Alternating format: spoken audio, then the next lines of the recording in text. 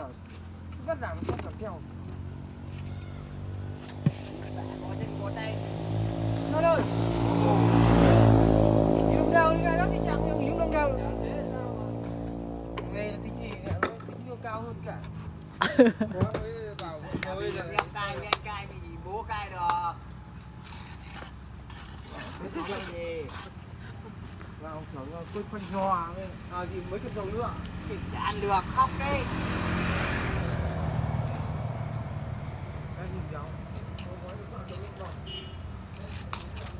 Đây.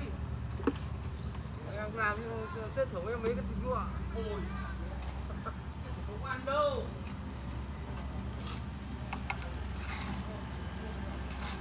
Riêng cái thằng em coi nhà cậu thì bạn thì quá trời mưa lên mà 2 cân.